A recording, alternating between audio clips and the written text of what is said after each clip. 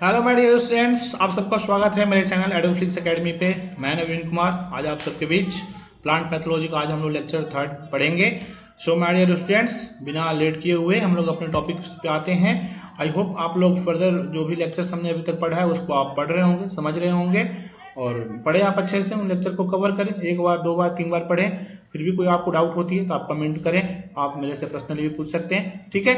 So my dear students, I hope पिछले का जो भी लेक्चर्स हैं आपको समझ में आ रहे होंगे, उसको भी हम लोग डिस्कस नहीं करेंगे।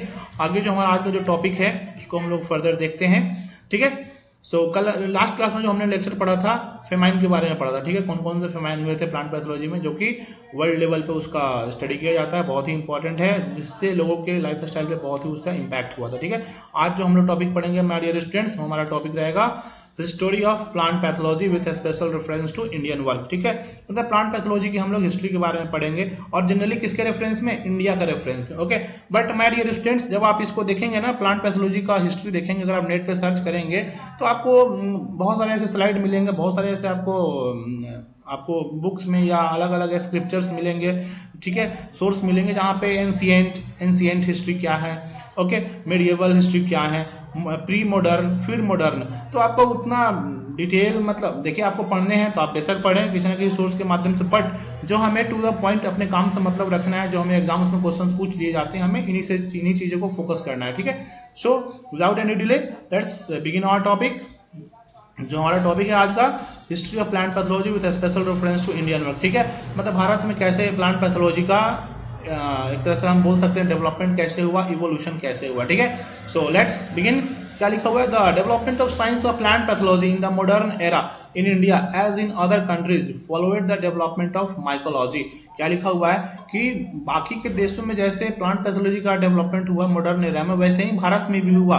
बट किस चीज का डेवलपमेंट हुआ, माइकोलॉजी। जैसे जैसे माइकोलॉजी का डेवलपमेंट होते गया, माइकोलॉजी क्या होता है, स्टडी ऑफ फंगस। तो जैसे जैसे माइकोलॉजी का डेवलपमेंट होते गया, वैसे ही प्लांट पैथोलॉजी का भी भारत में भी डेवलपमेंट, मतलब लोग उस पर स्टडी करना शुरू कर दिए, ठीक है। क्या लिखा हुआ है, the study of fungi in India was initiated by Europeans in the 19th century. Fungi का स्टडी सबसे पहले किन्हों ने शुरुआत किया था, यूरोपियंस ने शुरुआत किया था 19th सेंचुरी में, ठीक है। They used to collect the fungi and send the specimens for identification to the laboratories in Europe. वो क्या करते थे, फंगी को कलेक्ट करके उनके सैंपल को, उनके नमूना को क्या करते थे, वो यूरोप में भेजते थे लैबोरेटरी में उसको आइडेंटिफाई करने के लिए, ठीक है। तो यहाँ से क्या हुआ कि भारत में कैसे इसका एक तरह से इवोल्यूशन हुआ प्लांट पैथोलॉजी का, यूरोपियंस ने स्टार्ट किया, और जैसे जैसे माइकोलॉजी का डेवलपमेंट होते गया, वैसे वैसे फंगी का भी फर्दर डेवलपमेंट होते गया भारत में, ठीक है। आगे देखते हैं हम लोग इसमें दूसरा point. During 1850 1875 DD Cunningham and A Barclay started identification of fungi in India itself. ये डीडी कनिंघम और ए बार्कले जो साइंटिस्ट थे, प्लांट पैथोलॉजिस्ट, उन्होंने 1850-1875 में क्या किया, भारत में उन्होंने खुद से स्टार्ट करना शुरू कर दिया, फंगी के आइडेंटिफिकेशन का पढ़ाई करना शुरू कर दिया, उस पर, ठीक है, रिसर्च करना शुरू कर दिया। बट यूरोपियंस क्या करते थे, वो फंगी का कलेक्ट करते थे और उसके स्पेसिमेन को भेजते थे यूरोप में, यूरोप के लैबोरेटरीज में, क्योंकि उस समय उतना लैबोरेटरीज का डेवलपमेंट वहां पे नहीं हुआ था, ठीक है। सो आगे देखते हैं। Cunningham made a special study of rust and smuts. Cunningham में जनरली किस पे काम किया, स्पेशली रस्ट डिजीज पर, स्मट डिजीज पे काम किया, ठीक है। वो जो जनरली व्हीट में ये डिजीज ऑकर होते हैं। आगे देखते हैं my dear students, KR. Kirtikar was the first Indian scientist who collected and identified the fungi in the country।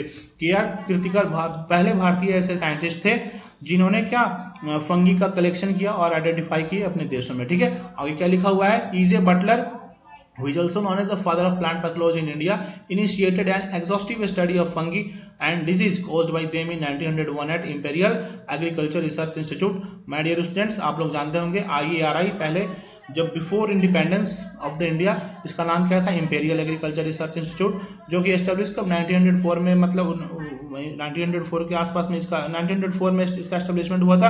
But after independence ये क्या, बट उससे पहले क्या 1936 में ये जो इंस्टीट्यूट था बिहार में था, बट 1936 में और 1934 में अर्थक्वेक आया था, उस समय बिल्डिंग डिवेस्टेड हो गया, ढह गया, पूरा डैमेज हो गया। देन आफ्टर ये कहाँ शिफ्ट हो गया, पूसा न्यू दिल्ली में शिफ्ट हो गया, ठीक है, 1936 में, ओके। सो तो वही लिखा हुआ है कि E.J. बटलर बिहार में इंपीरियल एग्रीकल्चर रिसर्च इंस्टीट्यूट में फंगी पे उन्होंने स्टडी किया था, बहुत ही एग्जॉस्टिव, बहुत ही डिटेल स्टडी किया था, ठीक है। और उनके द्वारा कौन कौन सी डिजीज कॉज होते हैं, ऑकर होते हैं, ठीक है, और उनको हम father of plant pathology in India भी कहते हैं। So my dear students, let's move to the next slide.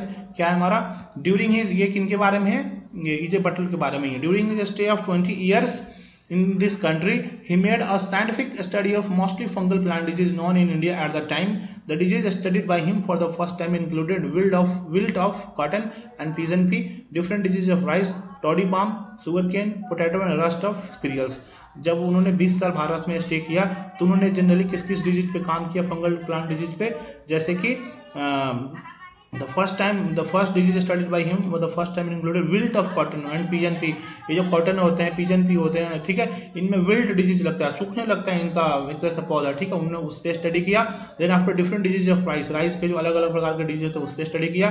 Toddy palm, ये पाम वाले जो होते हैं उनमें जो डिजीज लगता है, टॉडी पाम नाम है, डिजीज का नाम है, आप कंफ्यूजन नहीं है, टॉडी क्या होता है, टॉडी पाम डिजीज का नाम है, ठीक है। फर्दर हम लोग आगे इसको देखेंगे।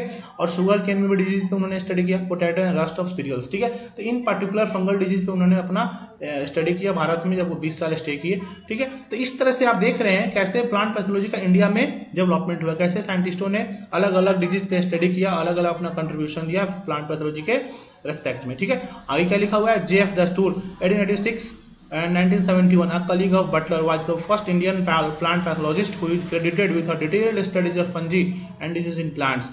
J.F. दस्तूर इस पीरियड में वो भी बटलर के कलीग थे और वो भी क्या है, प्लांट पैथोलॉजिस्ट थे, जिनको भी क्रेडिट दिया जाता है फंगी एंड डिजीज के बारे में। उन्होंने भी अच्छा स्टडी किया था, ठीक है, उनका भी बहुत सारा कंट्रीब्यूशन है भारत में प्लांट पैथोलॉजी को डेवलपमेंट में। दूसरा क्या लिखा हुआ है, G.S. Kulkarni published exhaustive information on downy mildew and smuts of sugarcane and pearl millet. G.S. Kulkarni Bharat के साइंटिस्ट थे और उन्होंने भी एक गहरा, मतलब एग्जॉस्टिव का मतलब बहुत डिटेल्ड इन्फॉर्मेशन स्टडी किया, किस पे, डाउनी मिल्ड्यू एंड स्मॉट्स, शुगरकेन में जो डाउनी मिल्ड्यू डिजीज लगते हैं और स्मॉट डिजीज लगता है शुगरकेन में, पर्ल मिलेट में, उसमें उन्होंने बहुत डिटेल्ड इन्फॉर्मेशन किया, स्टडी किया।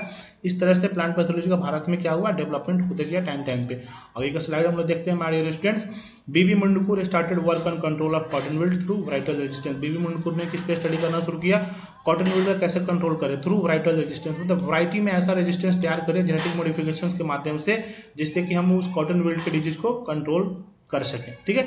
आगे क्या लिखा हुआ है, ही मतलब वही B B Mundkur, he was also responsible for the identification and classification of large number of Indian smut fungi, और वो भारत में अलग अलग प्रकार के इंडियन स्मॉट फंगी का आइडेंटिफिकेशन और क्लासिफिकेशन के लिए भी रिस्पॉन्सिबल है, जाने जाते हैं, ठीक है। His most significant contribution to plant pathology will be remembered through the Indian Phytopathological Society, which he started almost single-handedly in 1948 with its journal Indian Phytopathology। देखो माय डियर स्टूडेंट्स, क्या लिखा हुआ है कि उनका और भी कंट्रीब्यूशन, और क्यों उनका और अच्छा कंट्रीब्यूशन माना गया, उनका कंट्रीब्यूशन और इम्पोर्टेंट क्यों माना गया है, क्योंकि उन्होंने एक सोसाइटी का एस्टेब्लिशमेंट किया था। एक क्वेश्चन पूछ लिए जाते हैं, इंडियन फाइटोपैथोलॉजिकल सोसाइटी का उन्होंने एस्टेब्लिशमेंट किया था, जिससे और प्लांट पैथोलॉजी का डेवलपमेंट होना शुरू हुआ भारत में, इसलिए उनको और भी याद किया जाता है, ठीक है। दूसरा, उन्होंने एक जर्नल भी स्टार्ट किया था 1948 में, उन्होंने सिंगल हैंडेडली खुद उस जर्नल को उन्होंने चलाया था, ठीक है। उस जर्नल का नाम क्या है, इंडियन फाइटोपैथोलॉजी। तो यहाँ से दो क्वेश्चन आपको एग्जाम में पूछ लिए जाते हैं कि बीबी मुंडकुर ने कौन सा सोसाइटी बनाया था, ठीक है, इंडियन फाइटोपैथोलॉजिकल सोसाइटी, और कौन सा जर्नल उन्होंने स्टार्ट किया था, इंडियन फाइटोपैथोलॉजी, ठीक है। तो इस वजह से क्या है, बीबी मुंडकुर को के कंट्रीब्यूशन को देखते हुए उनको याद किया जाता है प्लांट पैथोलॉजी के रेस्पेक्ट में। आगे क्या लिखा हुआ है, उन्हीं से रिलेटेड है, he also authored a text book. इनका क्या कंट्रीब्यूशन है, ये उन्होंने फंगी एंड प्लांट डिजीज का उन्होंने ऑथर किया था, बुक लिखा था। तो माय डियर स्टूडेंट्स, एग्जाम में क्वेश्चन ऐसे पूछ लिए जाते हैं सब्जेक्टिव एग्जाम्स में कि highlight the contribution of the plant pathologist in India, ठीक है, या write down the contribution of different scientist who work in the field of plant pathology. तो आप ऐसे उनके बारे में एक्सप्लेन करेंगे, ठीक है।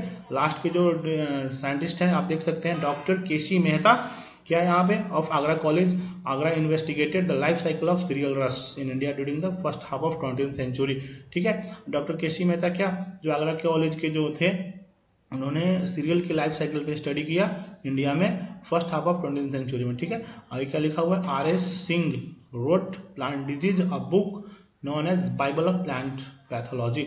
RS सिंह भी एक प्लांट पैथोलॉजिस्ट है, उन्होंने एक बुक लिखा था प्लांट डिजीज, जिस बुक को किस नाम से हम जाना जाते हैं, एग्जाम्स में क्वेश्चन पूछ लिया जाते हैं कि which book is known as Bible of plant pathology. Plant disease book है और इसका राइटर कौन है, RS सिंह है।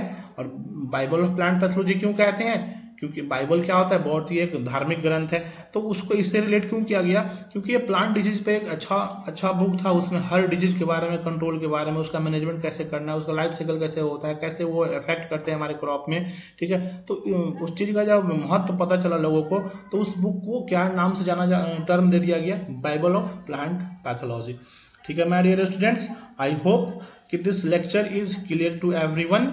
ओके, सो आप सबसे रिक्वेस्ट है मेरा टाइम पे आप इस लेक्चर को अच्छे से पढ़ें, समझें, ठीक है। एक बार 2 बार पढ़ें इन लेक्चर्स को, ठीक है। Thank you very much. आपसे फिर हम लोग मिलते हैं नेक्स्ट क्लास में। बहुत बहुत धन्यवाद। May God bless you.